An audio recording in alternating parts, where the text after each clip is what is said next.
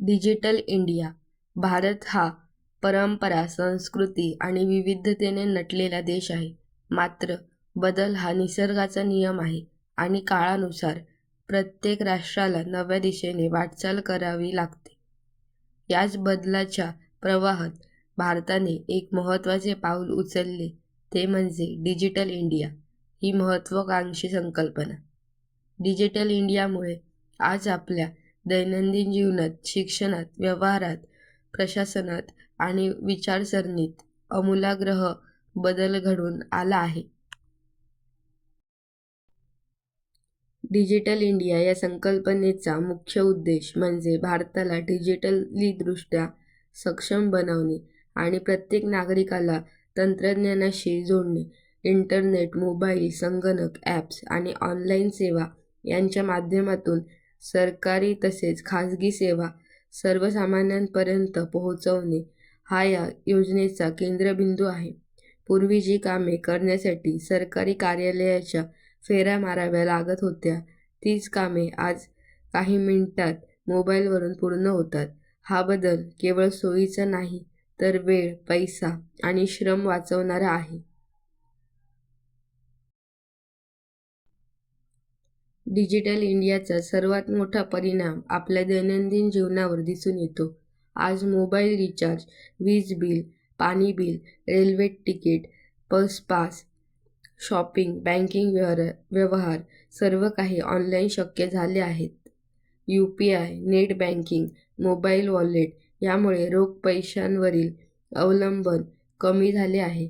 Cashless India ही संकल्पना प्रत्यक्षात उतरू लागली असून व्यवहार अधिक पारदर्शक आणि सुरक्षित झाले आहेत. शिक्षण क्षेत्रात डिजिटल इंडियाने क्रांती घडवली आहे. ऑनलाईन क्लासेस, ई-लर्निंग प्लॅटफॉर्म, शैक्षणिक ॲप्स, डिजिटल लायब्ररी आणि व्हिडिओ लेक्चर्स यांमुळे शिक्षण घराघरात पोहोचले आहे. ग्रामीण आणि दुर्गम भागातील विद्यार्थ्यांनाही आता दर्जेदार शिक्षण घेण्याची संधी मिळत आहे. स्पर्धा परीक्षांची तयारी, कौशल्य विकास अभ्यासक्रम आणि ऑनलाईन सर्टिफिकेशनमुळे विद्यार्थ्यांचे भविष्य अधिक उज्ज्वल बनत आहे. शासकीय प्रशासनात डिजिटल इंडियामुळे पारदर्शकता आणि कार्यक्षमता वाढली आहे. Aadhaar card, PAN card, digital driving licence, DigiLocker, online अर्ज प्रणाली यामुळे भ्रष्टाचाराला आळा बसला आहे. सरकारी योजना थेट लाभार्थ्यांच्या खात्यात जमा होऊ लागल्या आहेत. त्यामुळे मधल्या दलालांची भूमिका कमी झाली असून गरजू लोकांपर्यंत मदत थेट पोहोचत आहे. आरोग्य क्षेत्रातही डिजिटल तंत्रज्ञानाचे महत्त्व वाढले आहे. ऑनलाईन अपॉइंटमेंट, ई-प्रिस्क्रिप्शन, टेलिमेडिसिन, आरोग्य ॲप्स यामुळे रुग्ण आणि डॉक्टर यांच्यातील अंतर कमी झाले आहे. विशेषतः ग्रामीण भागातील लोकांसाठी ही सुविधा अत्यंत उपयुक्त ठरत आहे. डिजिटल इंडियामुळे रोजगार आणि उद्योजकतेच्या नव्या संधी निर्माण झाल्या आहेत. स्टार्टअप्स, फ्रीलान्सिंग, ऑनलाईन व्यवसाय, डिजिटल मार्केटिंग, कंटेंट क्रिएशन यांसारख्या क्षेत्रात तरुण मोठ्या प्रमाणावर पुढे येत आहेत. आत्मनिर्भर भारत या संकल्पनेला डिजिटल इंडियाने बळ दिले आहे. मात्र या सर्व सकारात्मक बदलांसोबत काही आव्हानेही आहेत.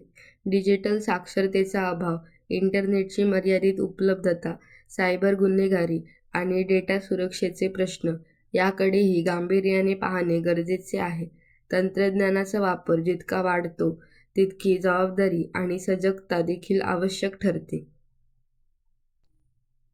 डिजिटल इंडिया ही केवळ योजना नसून ती एक नवीन जीवनशैली आहे. तिने आपल्या विचारांमध्ये, कामाच्या पद्धतींमध्ये आणि भविष्याकडे पाहण्याच्या दृष्टिकोनात बदल घडवून आणला आहे. योग्य वापर, डिजिटल साक्षरता आणि सुरक्षिततेची जाणीव ठेवली तर डिजिटल इंडिया भारताला प्रगतीच्या शिखरावर नेईल, यात शंका नाही.